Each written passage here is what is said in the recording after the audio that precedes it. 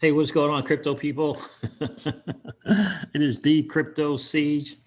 This thing copies everything that I do. Huh? It is the Crypto Siege with another day in the life, in the crazy life that is the digital asset space. What is this? Wednesday. Good Wednesday. Good morning. Happy Wednesday to you. Good Wednesday. Happy Wednesday to you. Hope you guys are having an absolutely outstanding day today. Absolutely outstanding day. What's that about right there? Let's check that out. So, guys, listen, I'm going to share a little bit more today about some clarity coming out of the Biden camp. And I guess we shall soon see how goes it.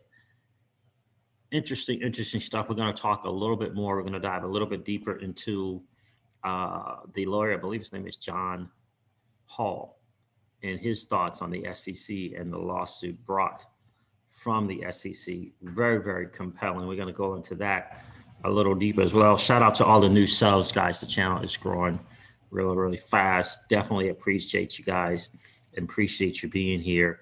The digital asset space and the bull run is right around the corner. I firmly, strongly believe that. Shout out to BC Backer for just bringing a great perspective to the markets that we all really, truly need.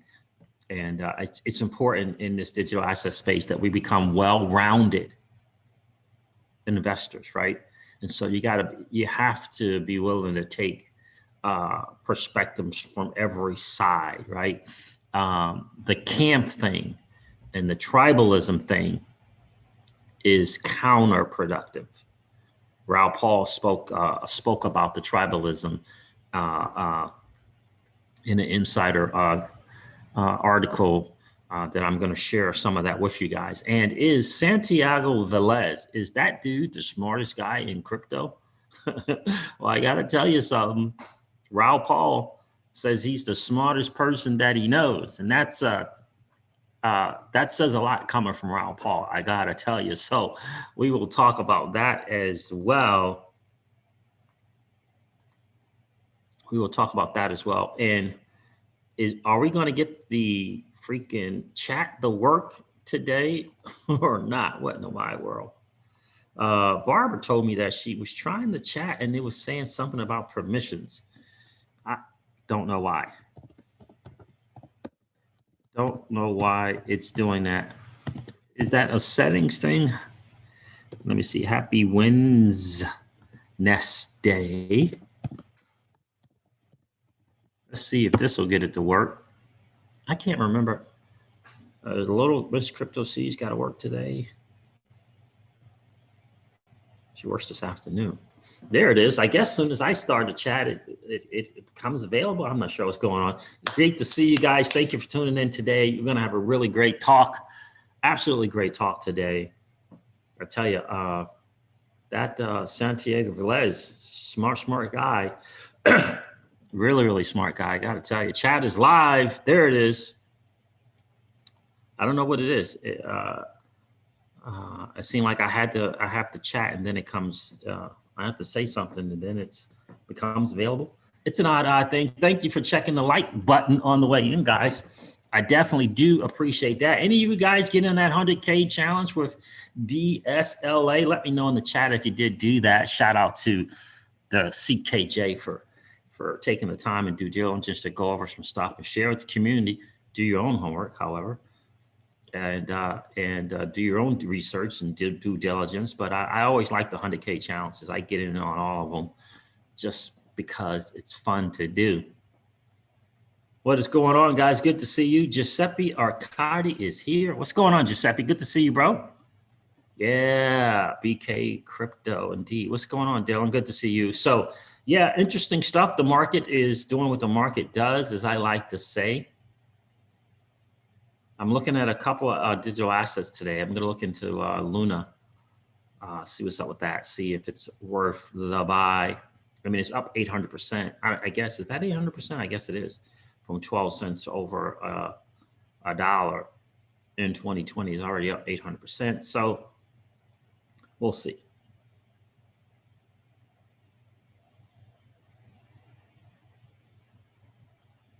John Doe is here. What's going on, my friend? Good to see you. Incognito is here. What's good?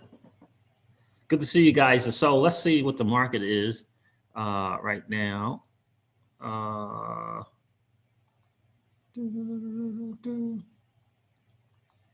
Yeah, I'm not sure what's going on with the Celsius thing right now.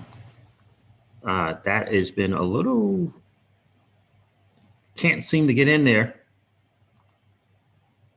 And a lot of times you don't know if it's the phone or if it's the app. It's the phone or it's the app. Like, you don't know.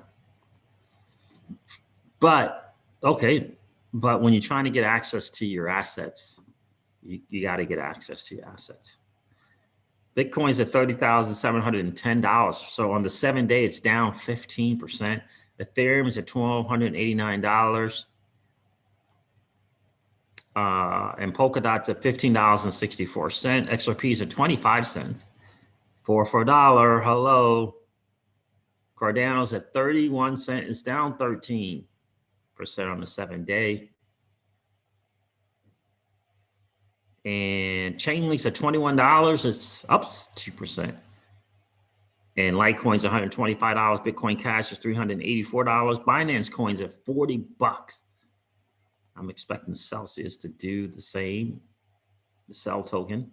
Uniswap's at $14.75.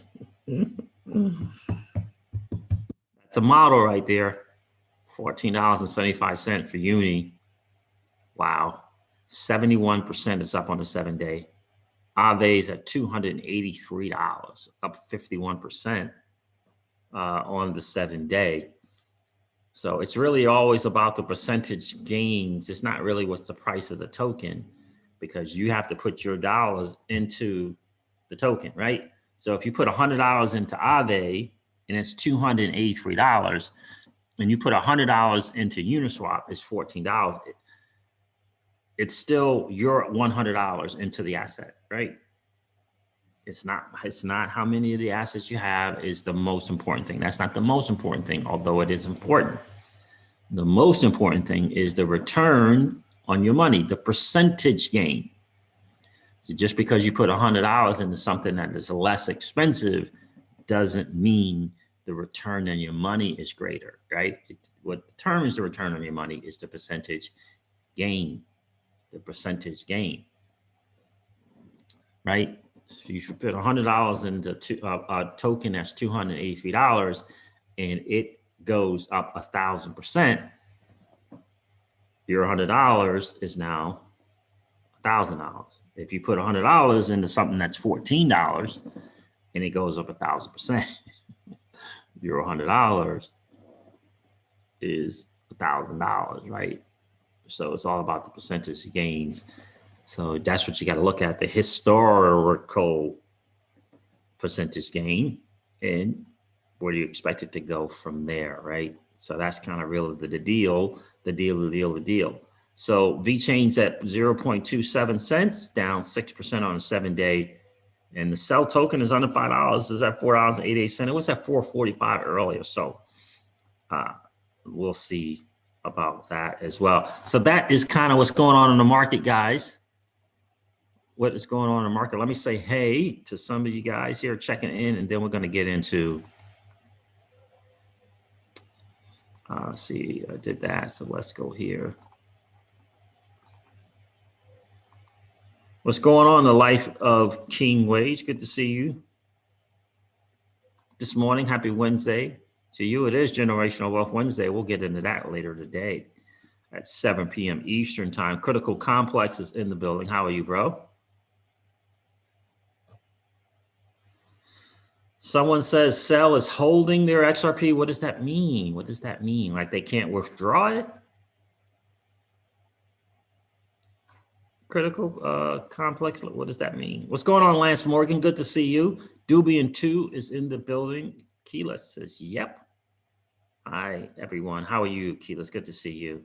Designs 85, hard to do 100K challenge when XRP is still so cheap. I hear you, my friend. Nupur Hakati at Hakati. Hello to you, Nupur. Good to see you. Or Nupur, it's probably Nupur. Good to see you. SaturnNet 1 and John Doe. Hello to you.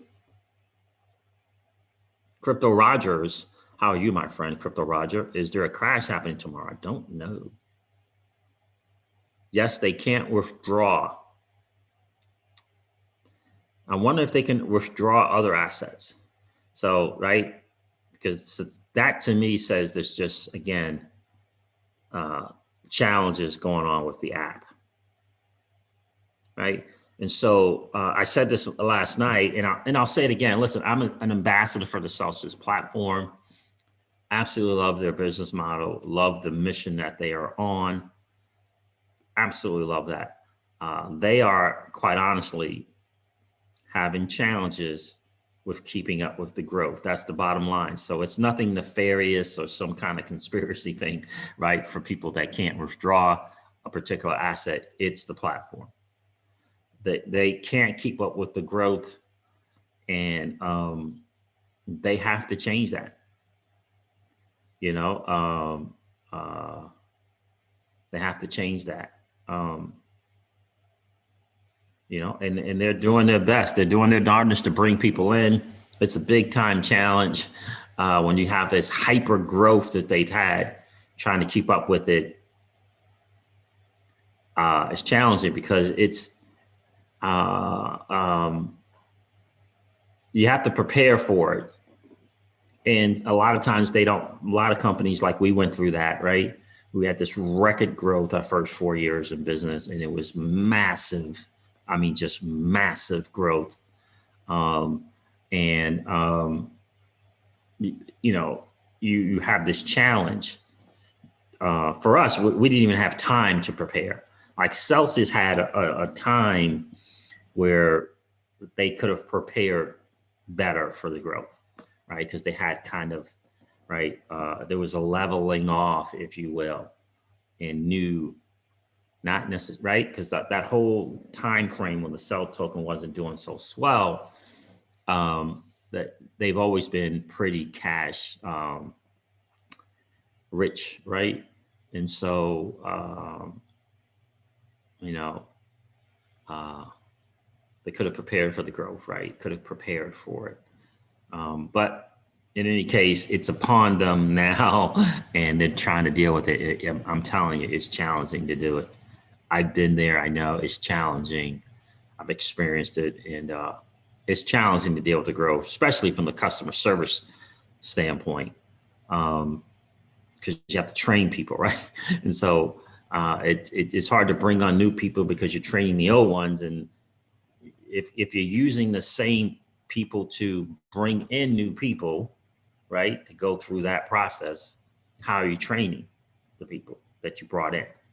That's that thing, right? And so, you know, my advice is for them to do the numbers game, and then, you know, the quality will sift itself out, right? So you just bring in the numbers in terms of hiring, and then you can, right, you can sift through the quality, and then you make moves then, but you got to bring the numbers in to kind of help with this. Hello, C's, on this hump day. Hey, Joseph C, how are you, my friend? Good to see you. Running a masternode where, my friend? Crypto Complex. Hey, Siege, have you ever thought about running a masternode? I have, through Anchor, I have, but where were you thinking, my brother?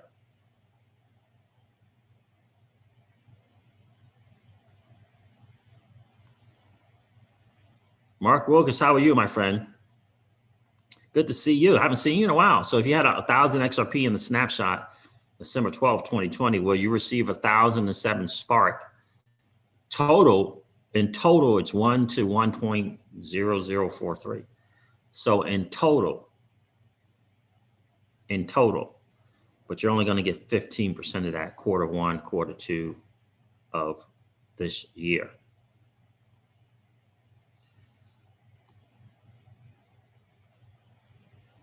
I never heard of PAC Global Critical Complex. I like the Anchor network. I like anchor.com for running nodes.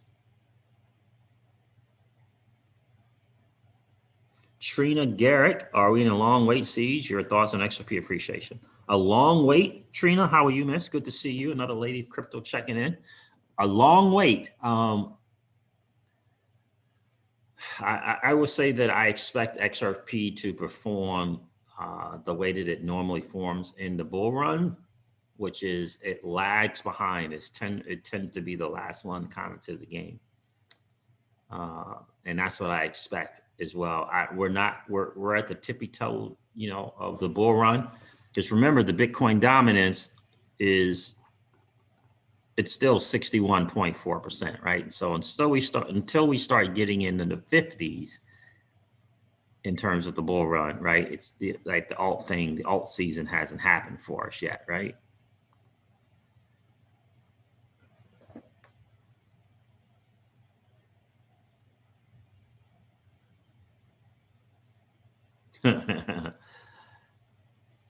Good morning, Trina. Greenman goodies on VeChain? No. Yeah, I like anchor.com for that. I like the concept.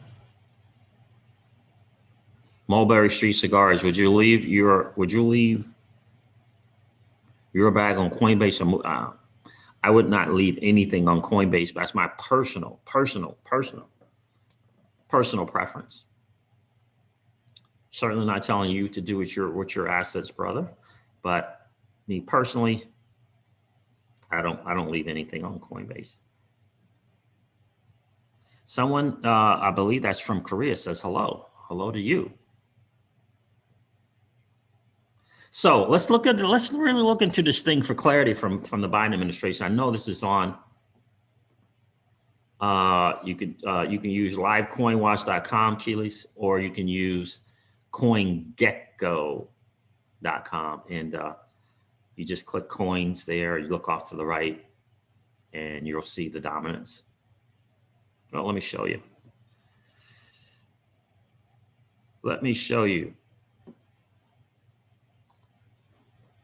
So I don't know what's going on with your block folios. It's funny, my brother-in-law, soon-to-be brother-in-law, calls me all the time.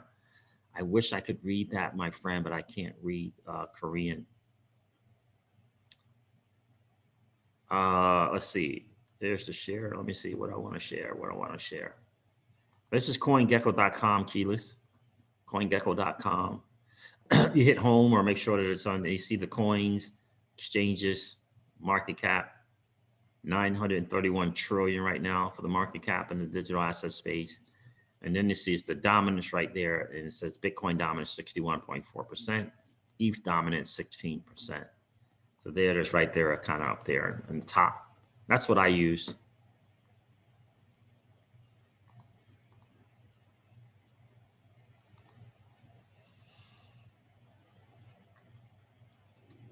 Mr. Miller, how are you, bro? Good to see you. What's good? Life is good, brother. Life is good.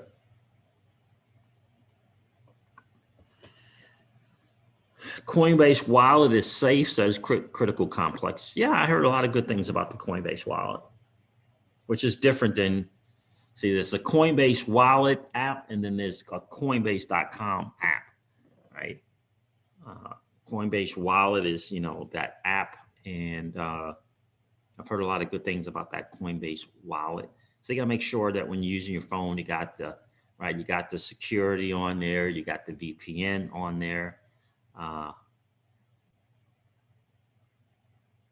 your phones and mobiles. I'm a big fan of Bitdefender, big fan of Nord, Proton, CyberGhost VPNs, right? You got to have those things on your phones as well. All right, let's go over this article here. It says Coinbase top lawyer cautiously optimistic about Biden team's crypto plans. Chief Legal Officer Paul Grewal says he's optimistic. That's good. The Trump administration expressed frequently hostility frequent hostility to Bitcoin and other cryptos, including President's own words and proposed regulations to crypto industry view as unfair. But while Trump's departure might come as good news for the industry, it's still unclear if the new Biden administration will look at crypto friendly.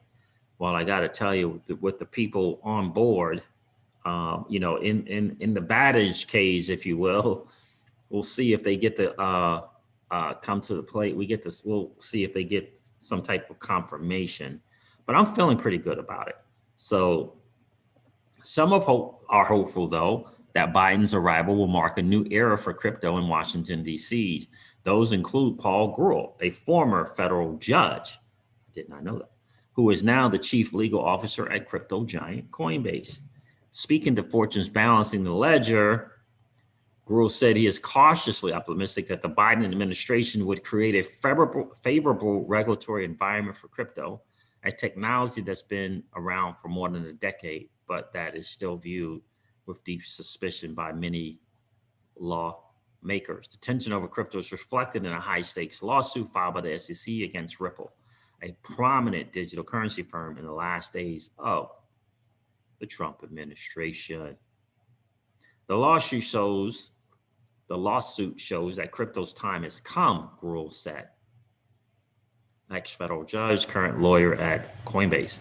One thing I've learned over 2 decades of practicing technology law is that government and others only take an interest in an industry once it's arrived and become meaningful. He added he is especially optimistic about stable coins, a type of crypto backed by fiat money like US dollars that recently received a stamp of approval from the country's top bank regulator. Right, so he's talking about stable coins there.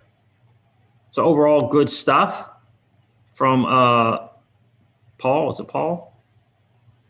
Overall, good stuff from Paul. Yeah, and I agree with him. I believe that look, when you have on the table, is it Brummer? What is his name? Chris Brummer for the CFTC. He's on the table. He's got a slot. We'll see if he gets the confirmation.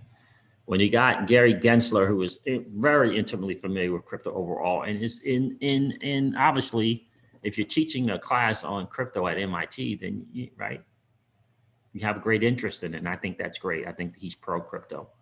For the SEC, not. I mean, I think he got the final confirmation. He will be the SEC person. And then Michael Barr, formerly advisor at Ripple, looking to take the spot at the OCC, hasn't got the confirmation yet. So I think those things are great.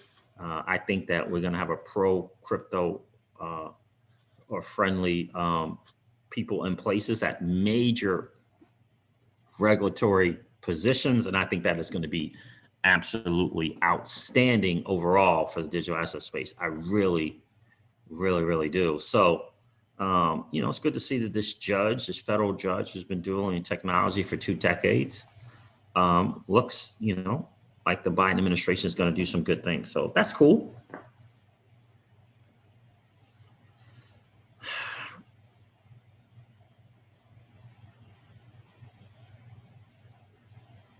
Yeah, Trina, you're correct. The Biden crypto team seems to be on board so far. Haven't heard anything against what XRP is built to do. Yep.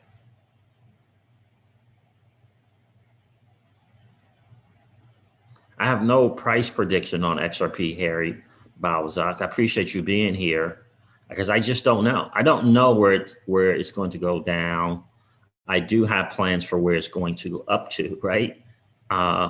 And I'm still looking for a $10 to $13 XRP.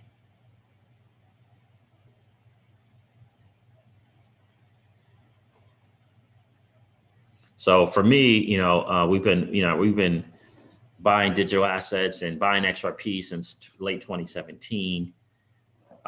So every time now for us, you know, $4 for dollars, I just think it's just a steal. $5 for dollars, obviously a better. Though I don't hope for, you know, prices to go down, I certainly look to, and this is not financial advice at all, Harry, but I certainly look to enter into the markets when I can get those kind of prices.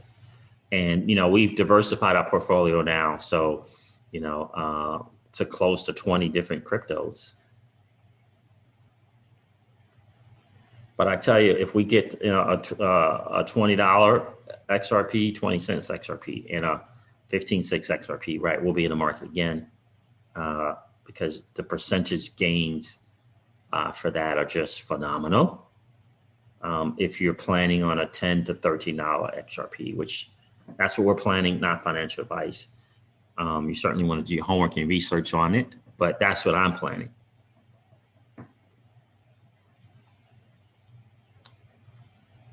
Trevor LeConte, what's going on? LeConte, how are you, my friend? Smash that like button, guys. Yeah, definitely do that. That would be really, really awesome if you could do that for sure. Let's go into a little bit about this Ripple article. This is not a Ripple article, but it's it's a former person from the SEC who is currently a partner at a law firm called Davis Polk. And he talks about the Ripple SEC lawsuit, which I found to be very, very insightful. Really, really good stuff. Davis Polk partner Joseph Hall recently authored Ripple token case highlights need for SEC's clarity on crypto. And he did it in Law 360. In the article, Hall discusses the need for the SEC to give clarity on its regulation of digital assets, examined through the lens of the agency's decision to file a suit against Ripple Labs over its cryptocurrency XRP. He noted that cryptocurrency is here to stay and that the SEC's incoming leadership will have to grapple with the current cloudiness of its regulatory status. Now, I read over this last night. I know I do want to go over a couple of things here. Especially, I think, considering John Hall's background. Serving on staff at the U.S. Securities and Exchange Commission during the era of President George W. Bush, I was once surprised to hear gossip about the unlikelihood and read inappropriateness of my appointment given my Democratic voter registration and trail campaign contributions. Interesting.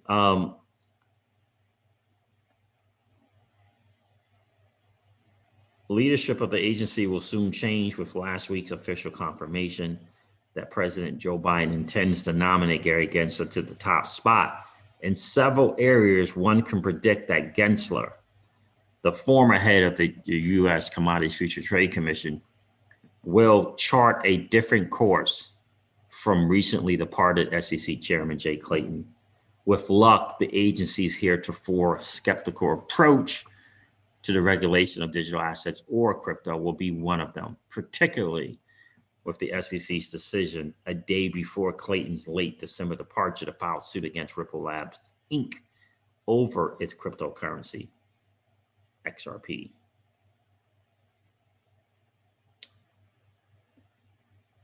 Despite being the nation's foremost protector, and I think this is important, despite being the nation's foremost protector of the investing public, the SEC lacks authority to police activity merely because investors risk a fleecing.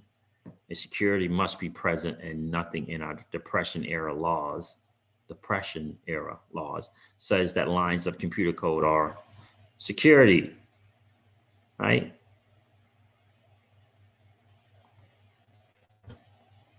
So one of the things that he said that I think is important, it says, imagine trying to explain what an iPhone is in language your grandfather would have understood just after World War II. It's difficult to overstate the impact this uncertainty has on the development of blockchain technology in the U.S. outside venture capital community. Corporations, major investors, and banks are understandably skittish about risking serious sums of money on technologies their lawyers can't assure them that they will comply with law, even when a technology holds the potential to improve, the efficiency of managing vast amount of data across countless industries, or the potential for frictionless, inexpensive transfers of value over smartphones and other widespread consumer tools, which brings us to the SEC's case against Ripple Labs. The securities law status of XRP, a digital asset used to simplify cross-border payments, was probably always going to be a tough call after Clayton's SEC first laid out his views on how to apply Howey to crypto. This came in July of 2017.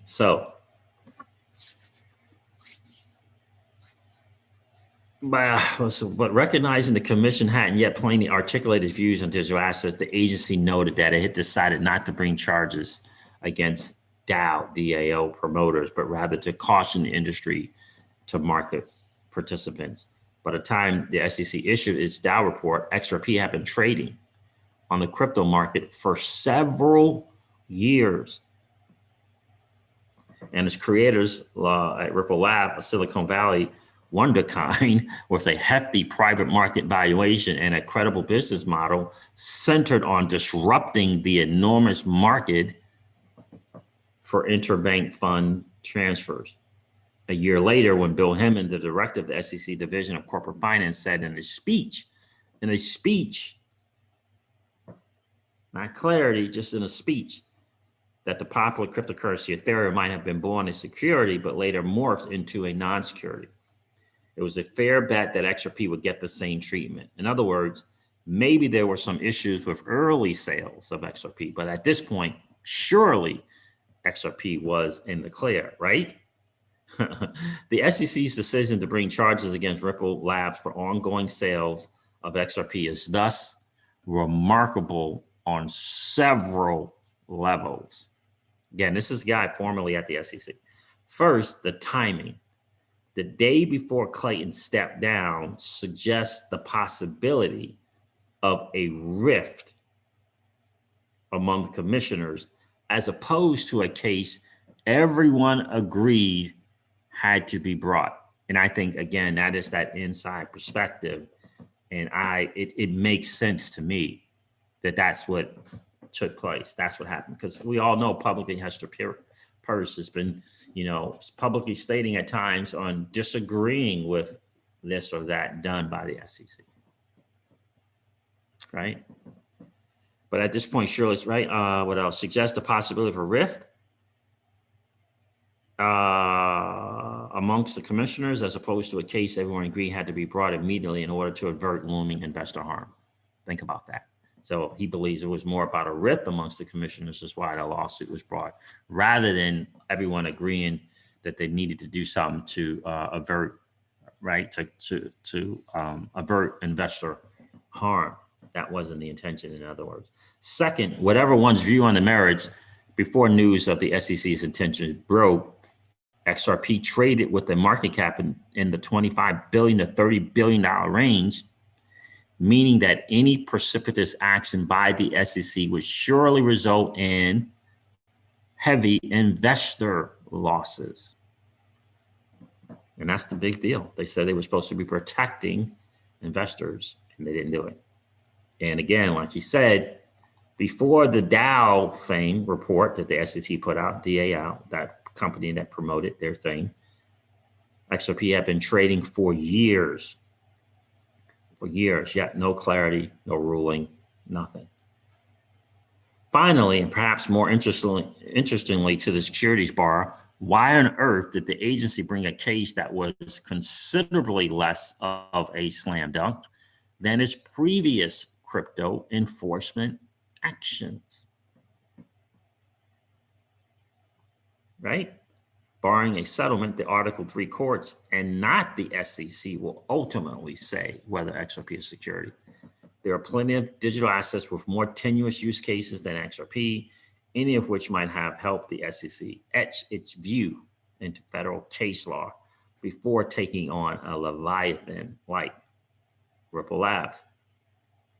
So again, I just thought this is something that's important to note and hugely important to understand, given the guy's background and perspective.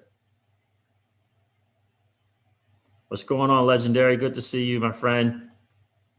Alex Jeet is in the building. What's going on, bro? Are you on the road, man? Drive safe, brother. And again, guys, I just think, it's important to get, kind of that perspective on what's going on, right?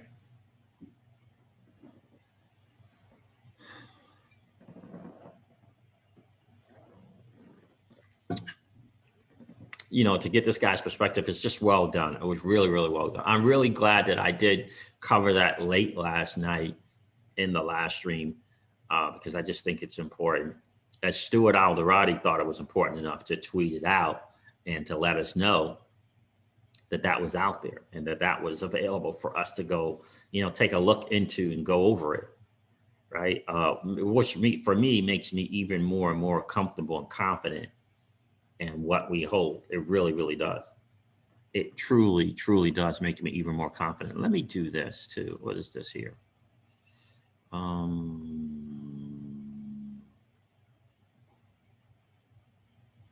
Let's do this. It really does. And I hope that you guys get a chance to look at that. You want me to put the link in the description for that? Let me do that. Let me do this first. So you guys can look this over for yourselves and read it. BC Backers said something very, very interesting today about the markets. You definitely want to watch this latest video. But he said that, the things that tend to get beat down the most tend to rebound the biggest. And I think that's exactly what's going on with XRP.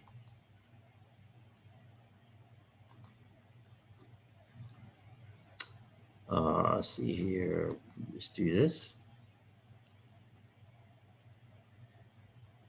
You guys watched BC Backer's video today. I highly recommend it. Again, shout out to that dude for putting in the work. He's his contribution to the community, the digital asset space community, and especially XRP, is just, for me, it's been invaluable to kind of get this intake. All right, good morning, and get some sleep from Korea.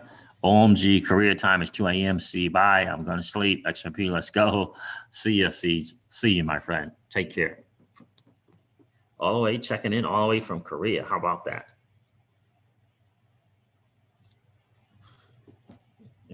John Love said, bought some Doge yesterday, and don't give a darn. I love it. I love it. All right, let me see if I can get this. Will that work? I think that might work. If you guys want to check out that PDF, here's the link to that. And again, Stuart Alderati, who's the head counsel at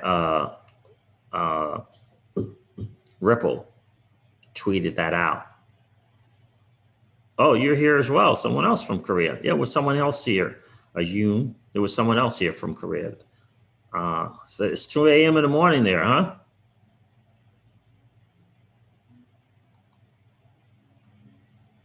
Eric Jenkins says, if my exchange offered Doge, I would buy some too. Good morning to you, Eric. Good to see you, my friend. So that is the deal there, guys. Yeah, they're all bond securities, right? And then they can morph into something. Yeah, so, yeah, but that article really, or that, that write-up there really kind of points to a lot of people just not really, people in positions to, whether they be lawyers or attorneys or, backgrounds from the SEC, really trying to wrap their brain around all things the SEC versus Ripple lawsuit. You know what I mean? So interesting stuff. So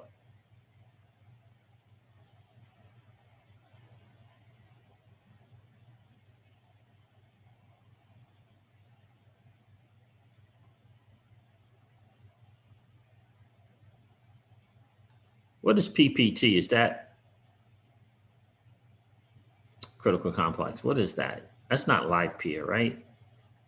I forget. What is PPT? Bro, XRP was good. Good to see you, man. How you been? Life is great, bro. Life is definitely great. Inkpen 27 is here. Good to see you. Good morning, Siege. Let's go XRP indeed. This says girl. Oh, Giri JP. Okay, I thought that's a girl. Good to see you. Absolutely, guys. Do me a favor, hit that like and subscribe. So over 100 people here this morning and only 57 likes. Do me a favor, take the time to collapse the chat and smash the like. It does two things. It lets YouTube know to get the channel out to more people, more of us, the average Joe and the average Jane in this space. And it also helps on the YouTube algorithm as well. It tells YouTube that you guys are enjoying the content. So definitely appreciate you guys doing that for sure. Raphael Demore is here. I haven't seen you in a while, my friend. Good to see you, bro. Adam M.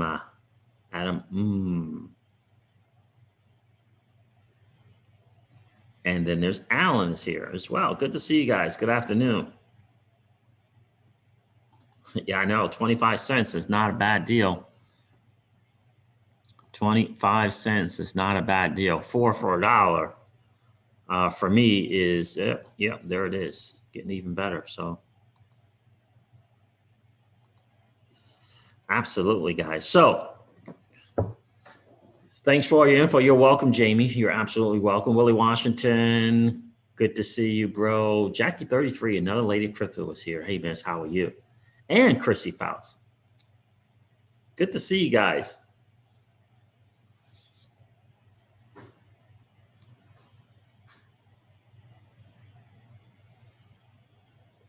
Good to see you. Naptown XRP is here. Wow, Naptown, I haven't seen you in a while. What's good? What's good, my friend? Good to see you. Good to see you today. And so, again, that perspective, clarity from Biden, I think is hugely important for us as we move forward from the people from the Biden camp. It's good to hear from another attorney, someone from the SEC on the Ripple lawsuit. Because I think that just gives us ability to, make our own decision whether we will hodl strong or not. As for me and my home, for the crypto siege, we're going to hodl strong without question, and still look to diversify as well. Really excited about ANKR, really excited about EGLD, and really excited about RSR, and let's see, it's Anchor, and there's Elron, there's Reserve, and there's another one that we're excited about. I can't remember which one it is right now, but yeah, the new protocols for sure. Hey, good morning, Siege. Good morning, fam. Good morning, great uncle. Good to see you. So is Santiago Velez the smartest dude in the building? Well, Raul Paul of Real Vision and Real Vision Crypto seems to think so. Now, Santiago Velez is someone that I know is just being in the XRP community, a smart guy, a value add. I did not know that Raul Paul thought so highly of him. I should have suspected that after seeing Raul Paul Santiago actually doing interviews for Real Vision Crypto. I thought it was just him being interviewed, but now it seems like he's part of Real Vision Crypto, which I find to be very, very fascinating. Here's Real Vision Crypto, right? realvision.com/crypto, or you can just go to realvisioncrypto.com. Highly recommended if you're not a part of this community. Strongly, highly recommend that you check it out. I got an email that Raul Paul did, a 28-page thing here. It's called The Inconvenient Truth About Crypto, published on January 27, 2021. He highlights Santiago Velez in here as well. I'm going to cover some things that I find to be interesting from Santiago. It says, they're talking about Metcalfe's law here. And Raul says, I'm not going to get into the complex formula to sound smart. I'm just not smart enough. But I posed a question to Santiago Velez, Metcalfe's law in relation to the digital asset space. And Raul Paul says, I posed a question to Santiago, who is literally the smartest person I know. And Raul Paul of Real Vision, I think it's Global Macro investors, smart guy, very smart guy, and knows a lot of hugely smart guys. So let me cover some of the stuff that he says here that I think is important for us to think about. This is Santiago Velez. He says, the conclusion of this acknowledgement is that digital assets are primarily a sociological phenomenon, because money is a sociological phenomenon. It just so happens to use computers to facilitate the network rather than the fungibility of cash or credit. And the background on this is Raoul Pal talking about the tribalism that exists in a space, is specifically in Bitcoin, right? And how it's just unnecessary. It actually can be harmful to the overall space. So in traditional economy, banks, lenders, etc., it digitizes the social commons of value transfer and fungibility into a permissionless network run by private actors versus being run by the state. It is the responsibility of those private actors to continue to offer a sufficiently high value proposition and keep the switching costs high to avoid outflows. Brand alone over long periods of time is insufficient because incumbents are always innovating to provide newer value proposition. I think he might have been innovators, but propositions that challenge the incumbent network. This was specifically the case of MySpace. So the more important question isn't whether or not value networks like Bitcoin, ETH, and XRP are tied to their underlying compute facilitations, but rather in what proportions are the sociological components of value versus price over time. That's what investors really care about. No investor cares that Cisco has the optimum data routing technology. All they care about is that Cisco's technology will attract future investment in the common stock so that the value of their holdings appreciates. They don't even really care about anticipated cash flows, discounting, or net present value, because they understand that in the technology space, it's all about network effects, right? We say this on that channel. We say this or say that on the channel all the time.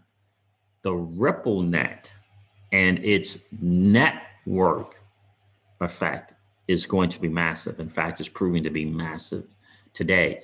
One of the recent partnerships, if you will, I believe it was with Lulu Exchange and someone else. It was through the cloud. It was the network effect through the cloud and matching people up.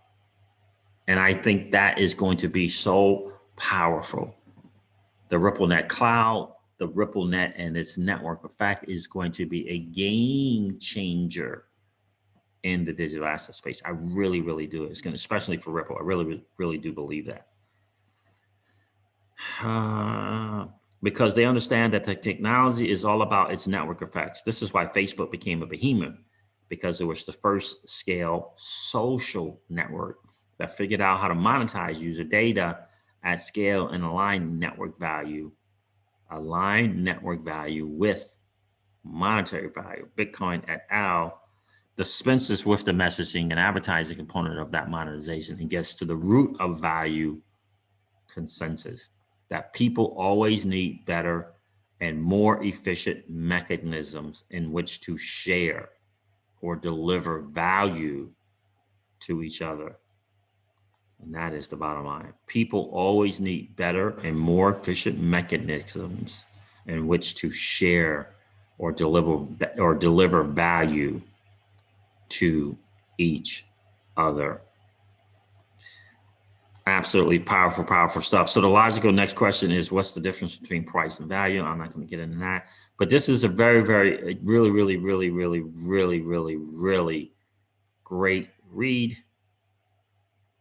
Really, really great read from Raoul Pal and smartest guy on the planet, Santiago Velez, apparently.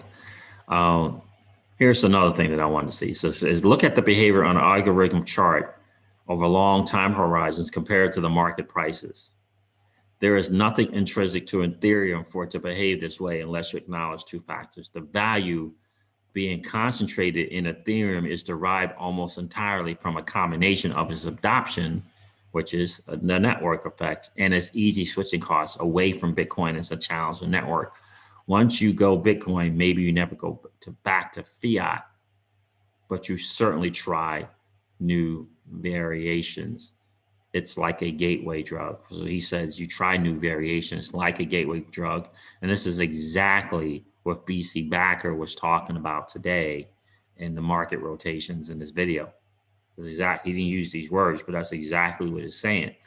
Once you go to Bitcoin, maybe you never go back to fiat, but you certainly try new variations like a gateway drug. And this is what he's talking about with the markets and talking about GameStop and what happened.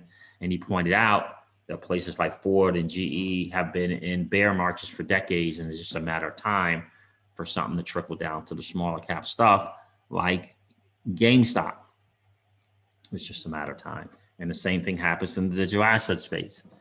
People come in Bitcoin, they get into Ethereum, they get hooked, and they look into other assets.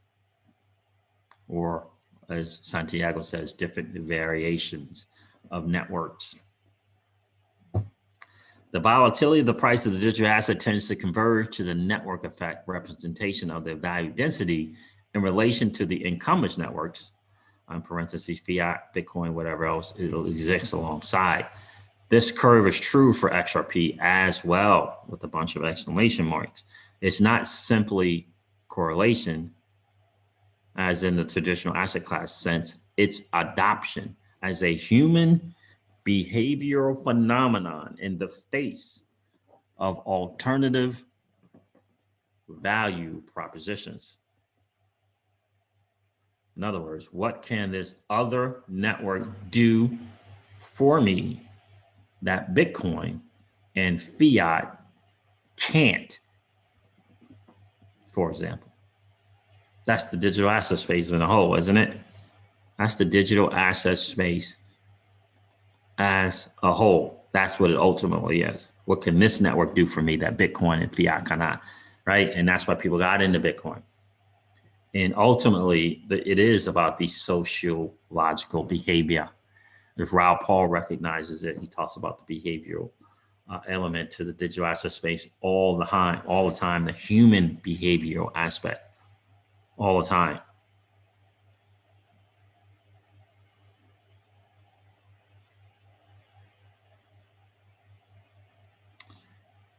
All the time, right? That's right. That's what happened to me with XRP, actually. That was my gateway drug, says Keyless. Absolutely. Captain XRP Vet, how are you, my friend? Good to see you. What's up, Siege? If the release are trying to get XRP out of the hands of us retail investors, the inability to buy XRP not meant for retailers in grand scheme, how do we take profits in the future? If that's ultimately the deal, that is the question, right? Because it can't just be, oh, you can't, right? They're going to have to figure out a way to do it, right? And I don't know what it looks like, Captain XRP. Is that XRP in VeChain? It's probably Captain XRP VeChain. I don't know how they do it. I don't know how they figure it out. We talked about buybacks last night. We talked about some entity taking control of the escrow and allowing you to, they set a price and, we talked about that. But they also talked about no more new people being able to purchase it, no more retail investors being able to purchase it. And that's how it goes from there. In other words, no more future selling. And what you have, is you'll be able to get back to sell it somewhere. And I don't know how they're going to do it, if they're going to do that. Again, we don't know. We don't know if they're going to do that. GameStop indicates that we are closed, Frogedelic. Yeah, I agree.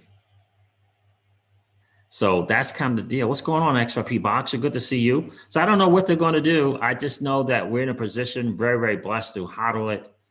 I do not believe that we personally, I don't think that I'm going to get harmed in any way by holding XRP.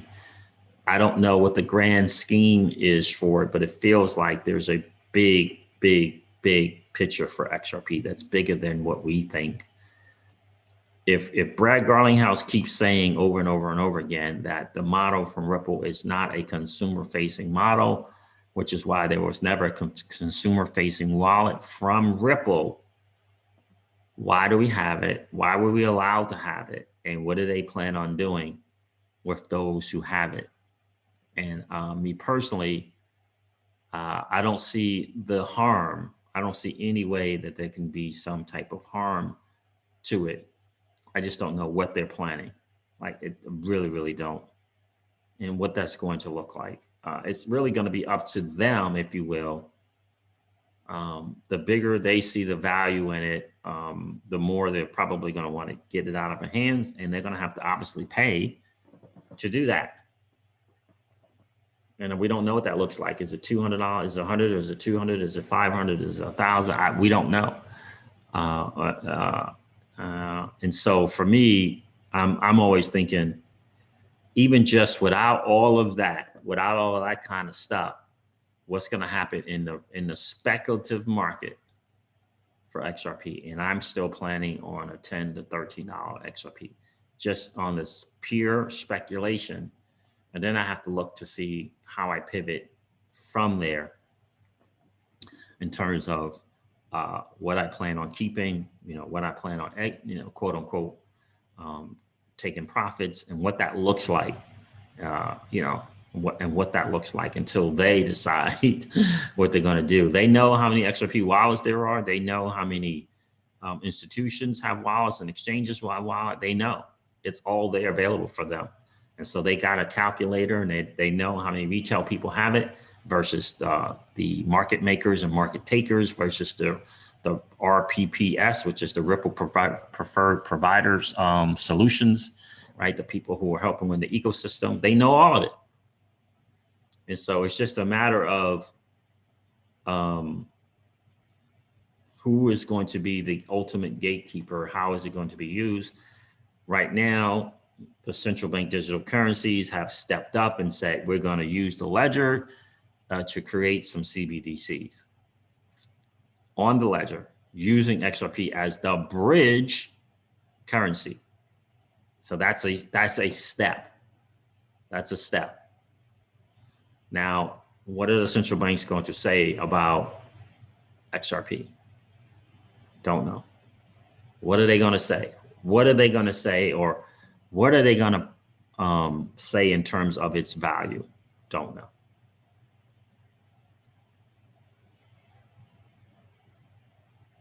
I don't know, but I do know that they're going to figure out something, and that is, for this to work hugely, hugely effective, the price of XRP has to be high, right? Because if it's low, then they need a whole lot more of it, right? Because central banks are not, right? They're not, they're not doing, $1 and $5 and $20 transactions, right? So once they get word of that, once they understand that, right, this is the central banks, right? If you watch George Gammon's video last night, I know we covered it. He believes that the entry plan one, step one of a 10-step plan is central bank digital currencies. But ultimately, the IMF is looking to utilize their SDRs in the form of ESDRs. And I can tell you, for me personally, from the IMF's perspective, what a great proof of concept than the central banks issuing central bank digital currencies on the XRP ledger, using XRP as a bridge currency. That's a great proof of concept for me for the IMF. And so when you see Ripple, and so this is not me talking and speculating that central banks are going to be using the ledger and using XRP as a bridge currency. This is Brad Garlinghouse publicly stating that publicly. He first publicly stated it on Frank Chaparro's podcast, and now on Ripple Insights, ripple.com/insights, titled Ripple 2020 Momentum, he further stated it. To continue driving fresh innovation in crypto and interoperability in payments. And to me, this innovation in crypto means they're going to be doing more things with payments. And interoperability in payments. Interoperability means, to me, connecting networks like central banks. We're focused on tackling central bank digital currencies as the future of fiat. That's what they're saying that they believe is going to be the case. The future of fiat is going to be in central bank digital currencies. Where do you think the people from Ripple got that message? Right? They've always said they're working with 50 different governments around the world, right? Remember when Michelle Bond said that formerly at Ripple? So key to this will be our ongoing work with central banks and developing protocols that support the direct exchange of CBDCs on the XRP ledger using XRP as the bridge currency.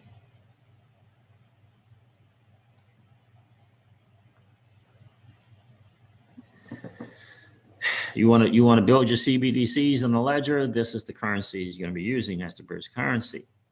And we can't forget Bob Way's famous words. He said, once two central banks get on board with it, they all have to get on board with it.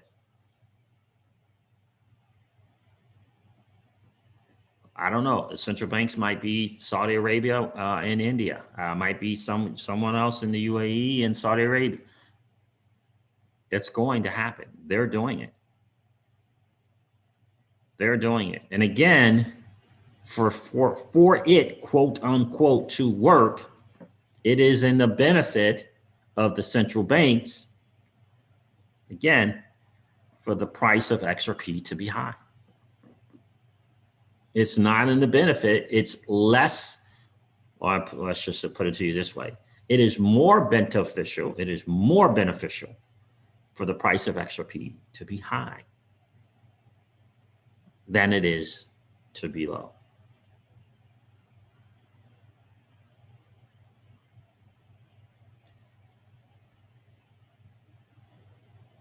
And when you hear things like,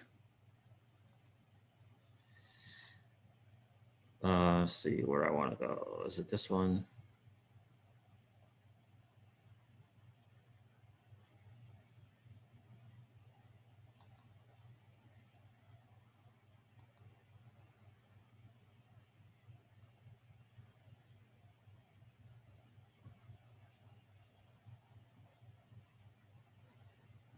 I mean, let me guys listen to this. Reserve currency that is not find a monetary system that was fair.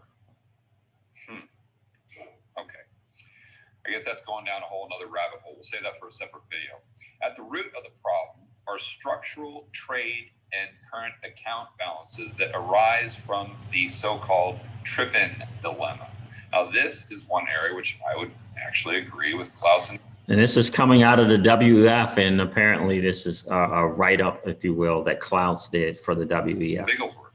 And you guys are going to love this next part, so make sure you sit down, buckle up, and pour yourself that stiff drink. Of course, the Triffin dilemma can be avoided, and America's outsized influence over the monetary system reduced. All that is needed is a major... That's a massive, massive statement coming from someone from the WEF. What he's speaking to is to the G7s and the G20s of the world. This is what Klaus is saying and speaking to them. He's speaking to them. The Triffin dilemma, which is happening, right?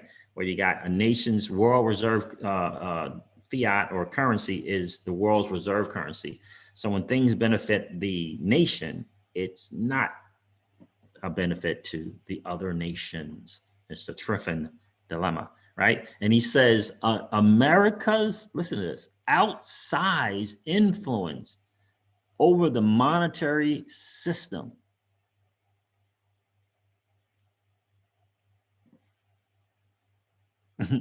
pretty powerful. All that is needed is a major reserve currency that is not issued by a national authority. Now, let's listen to,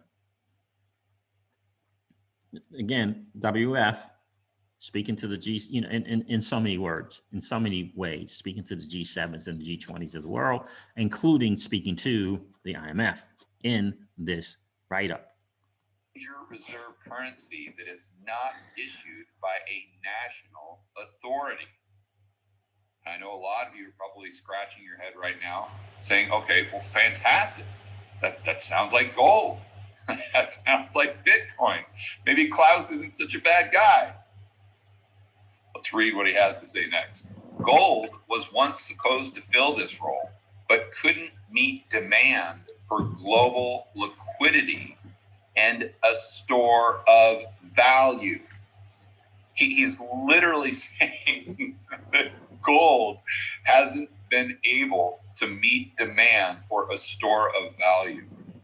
Well, this is what he is saying is that it currently is not doing that, and that's exactly what Raoul Paul and exactly what Michael Saylor says. Michael Saylor says that gold in its store of value premise or narrative is old.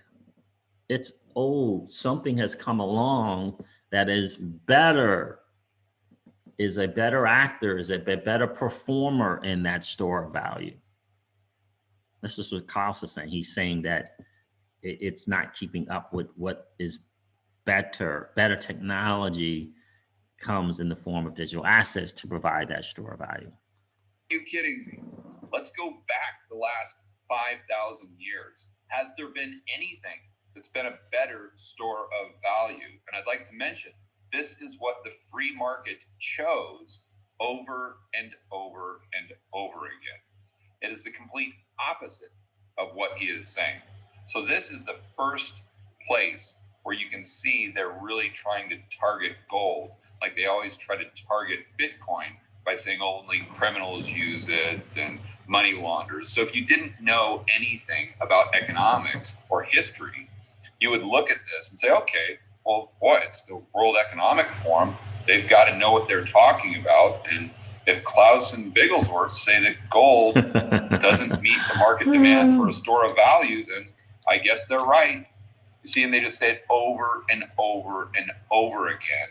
And it brainwashes the general public, just like we were talking about in step number 2, totally Orwellian. So then the next question becomes, well, if Klaus doesn't like Bitcoin, if he doesn't like gold, well, what does he like? A better option is the IMF's special drawing right, or SDR, which should become the world's principal reserve asset. So then he goes on to talk about some of the potential roadblocks for the SDR. Then he talks about how cryptocurrencies may show us how the SDR could dominate the globe. But the advent of cryptocurrencies may offer another way. The private sector can work directly with central banks to create a digital SDR to use as a unit of account and a store of value. The private sector can work directly with the central banks to create a digital SDR to use as a unit of account and store of value. The private sector can work directly with the central banks to develop a unit of account and a store of value.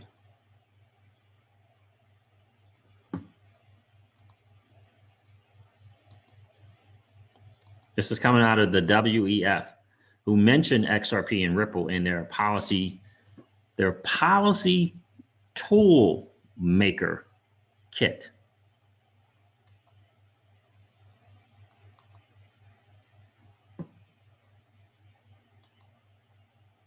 Their policy tool maker kit.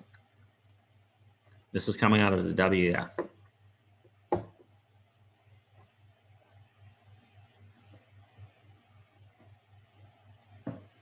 Hey, Jer, how are you, my friend? Good to see you.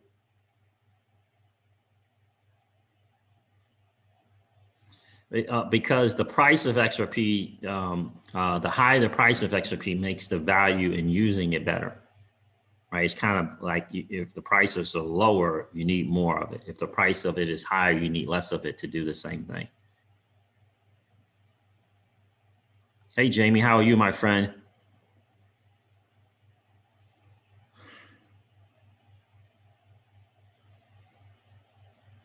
And that, my friends, is something to consider.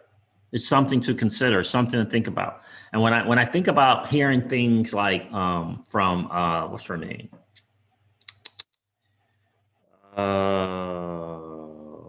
Kendra Hill, famed crypto Twitter, who talked about the real deal and the real plan for XRP instead of lumens.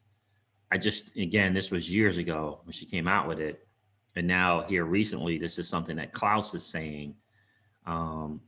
My thing is always, why are there these plans, these grand, big plans for XRP? And if you want to put Stellar Lumens in there, put Stellar Lumens in there. Why these big, grand plans?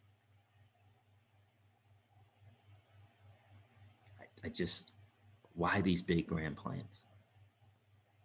It's got to be about the technology. So when you keep hearing from different sources that there's this grand plan in XRP and its Ripple and its technology keeps coming into play. Now, Klaus doesn't say Ripple and XRP there, but he does, but they do mention XRP in the World Economic Forum's policy toolmaker kit, which leads me to believe that they know about it and they understand. Barbara Taylor, you're exactly right. I distinctly remember those words, a unit of account, out of Judy Shelton's mouth a long time ago. Words means things. This is exactly right. Exactly right. And so when Fenson came knocking on the door years ago, on the doors of Ripple, it wasn't just about, hey, you're doing something without it and you're doing this money transmitter thing. It was about letting them know that the Fenson and other people know, and we want to learn more about what this is and how it can do this, in my opinion. That's what it's about. Right? So, oh, no, this is what we're doing. Oh, you want us to do this? Okay. Well, tell me more about this technology. Tell me more about this technology. So you think the people at Fenson kept it to themselves, didn't share with the other in-house governments? You think they just went home and, oh yeah, it's just a company doing something, payments, and yeah, of course they found out. And it's just become a broader thing. And for us, I know it's a lot to wrap our heads around because we hold it. We weren't meant to hold it. And the fact that we are holding it is still hard to understand. It really is. I wouldn't be surprised by anything that the United States decides to do. If they decided to confiscate all the gold, they decided to confiscate all the gold. Right? What do you think the people were saying back in the days that had gold? I can't believe that the United States government is trying to take my gold. They offered them a price for it, which was more than what they paid for it. And then they went and set a higher price for it once they got it out of the hands of the average everyday person. So from the U.S. perspective, I wouldn't be surprised by anything that the United States decides to do. We just can't overlook the fact that right now, you know, a lot of people in the U.S. aren't able to get it. And this could be what's going on right now could be just a form of confiscation, right? Inaccessibility, right? Inaccessibility, a form of confiscation, if you will. And we've said this on the channel so many times, Barbara, I don't know how many times I've said this. They do not want the number of XRP wallets to be going on the increase, right? They don't want them going up and to the right. I've always said that. I've always had that gut feeling. That's why I always kind of, you know, that whole $3, 50 cent XRP for 6 months, then a $2 XRP for another 9 months, and then a $5 XRP for another 12 months. I just believe that they don't want that. I've always said that. I don't, because I just think that they have a grander plan, a bigger plan that we are not privy to for XRP Ledger, the ILP, the Interledger Protocol, and XRP. And it's just, we're not privy to what that is. I'm not sure how you can get to a point where you don't see that they have a bigger plan for it. Why is the people from Coil, think about this, the people from Coil are now working with the people from the W3C, and I believe some people from Microsoft. Why? Why are the people from Coil now working with the people from the W3C? Like, why?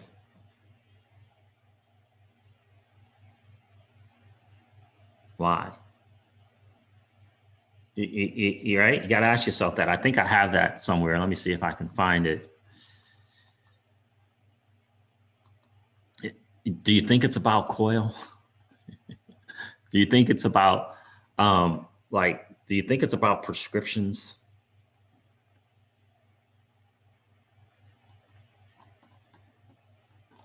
I mean, I don't think it's about subscriptions. Do you? It's the W3C, the same W3C that when Ripple created the Interledger Protocol, gifted it to the W3C. Yeah, that W3C, you know, the ones that oversee, if you will, the internet. What are they coming together to do?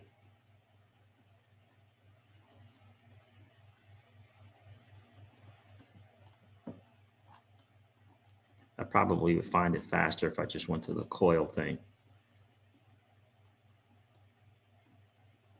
Right? What are they looking to do? You ever think about that? What are they looking to do?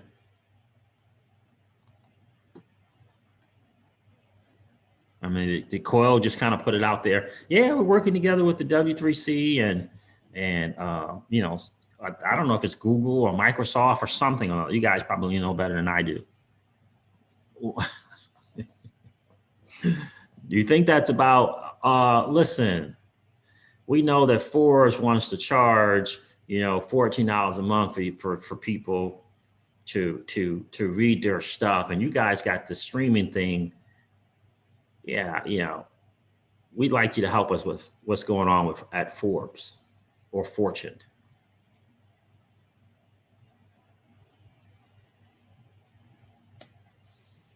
Or is it maybe possibly about, man, streaming? So you can put something together where you can stream micropayments. Maybe we can get this into the hands of all employers in the United States. You think that's possible?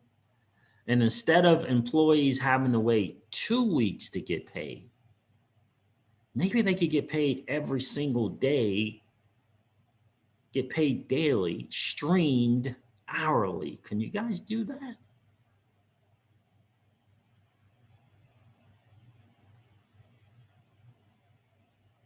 Maybe it's something like that. You ever think about why it is that people have to wait 2 weeks to get paid or wait a week to get paid?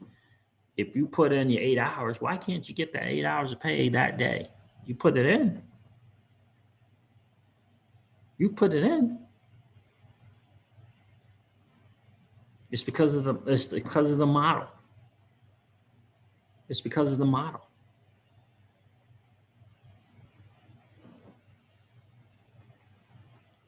Crypto Ice, good to see you, my friend. Yeah, that's a possibility that the future buying may be only of XRP, may only be for accredited investors. That is a possibility. Hey, Mike Benedetto, good to see you, my friend.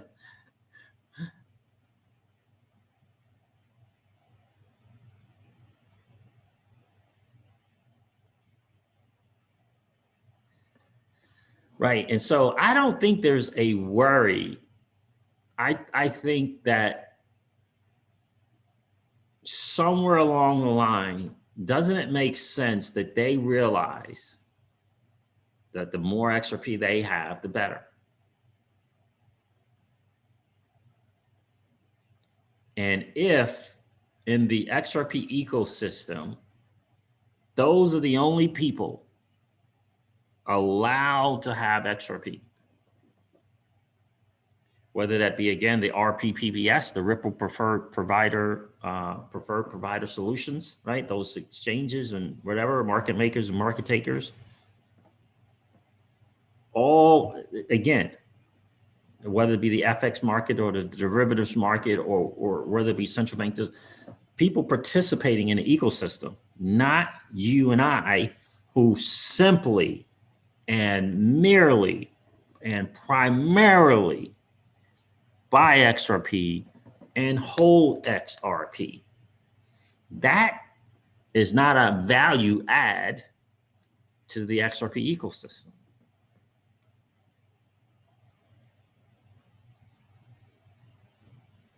It doesn't mean that Coil is not going to continue to exist or Spring is not going to continue to exist. Doesn't mean that, right? Because anybody can build on the XRPL ledger. But my thing is, I believe that they understand that if the central banks or the BIS, the central bank of central banks, says that the XRP ledger, or if FSOC or someone says, you know, we think this ledger is systemically important to the financial markets, and that a price of this per XRP is necessary to keep that system working. That's exactly what they're going to do if they come to that conclusion. If they deem the ILP and the XRP ledger as systemically important to avert some financial, global illiquidity, financial crisis thing, that's exactly what they're going to do. And again, I just believe that the XRP ledger being used by the central banks is a great proof of concept for the IMF, for the WEF, for the BIS, and for the FSOCs.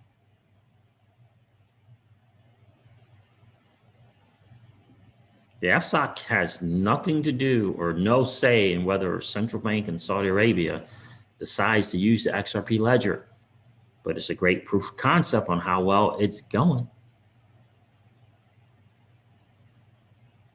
It's a good running test for them to see how things are going, and for them to say, what is the benefit? What is the central bank benefits? What are they getting from using this ledger? Is it perhaps velocity of money? Is it perhaps a liquidity add? What's the value add that this ledger and using XRP as a bridge currency is bringing. Now, Ripple has explained this to the central banks, right? That's the whole 50 governments of the world thing. They've explained the benefits, right? They probably told them, hey, this particular central bank of this particular nation, hey, you don't use XRP, you don't have to pre-fund in Saudi Arabia or pre-fund in India. You can keep that capital and get it out in the nation amongst your people. You can just use this XRP thing.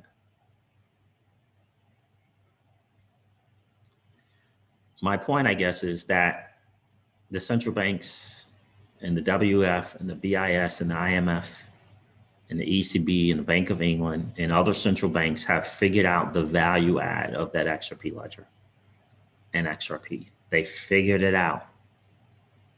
And so that statement cannot be more true. We need it, but they need it more than we need it.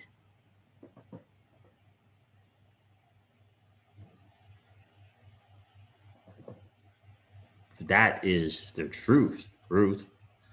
All right, guys, listen, I'm going to wrap this up. Thank you so much for hanging out today, guys. It's been a really, really cool hang. I appreciate each and every one of you guys being here. Majestic, good to see you checking in, my friend. Andrea, another lady at Crypto, I believe that's Andrea. Good to see you. Crypto Ice, as always, thanks for hanging out, my friend. Appreciate you being here. Right?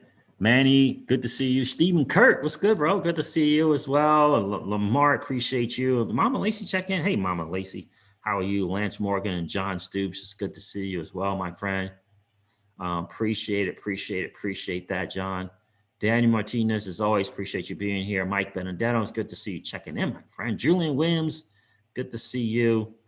Barbara, as always, man, it's great to see another lady of crypto checking in on the channel. That is awesome. Absolutely love that. XRP Boxer, appreciate you being a hager. Appreciate you guys. Thank you so much, guys. Never ever forget this. Old money doesn't want you to win. That's okay. We are early adopters in this new asset class. We're winning already. And never ever forget that this is our chance to win. Don't let them take it away from you. Don't let the FUD or lawsuits or Janet Yellen take it away from you, okay? Don't let them take it away from you. Hodl strong. We're all blessed to be in the position that we are. This should, in fact, be a head up and shoulders back moment in time and for you. Why? Because you're an early adopter in an entirely new asset class. Entirely new asset class that is the digital asset space. You are my friends. You and I, we hold assets that 99.99% of the masses want to hold, and we hold it. We hold it, and that's a cool place to be. It really, really is. All right, guys, thank you so much for hanging out today. I appreciate each and every one of you. I'll see you later on tonight for Generational Wealth Wednesday. Generational Wealth Wednesday. Oh, let me share this before I go. If you guys want to learn how to lose weight in the healthy way, go check this out right here. I'll leave a link in the description. I'll leave a link right here. We absolutely love it. I say it's the 21st century way of being healthy, living healthy, and losing weight. I absolutely 10,000% love this. It's been one of the best things that we were able to put together. So let me do this and do this. Put that in there for you guys. If you have any questions, you know how to get a hold of me. All right, guys, listen, have a great rest of your day. Appreciate you guys hanging out. We'll see you tonight on Generational Wealth Wednesday at 7 p.m. Eastern time for sure. If I don't do another one in between that, for sure. All right, guys, listen, have a great night, and I'll talk to you soon. See you guys. Bye.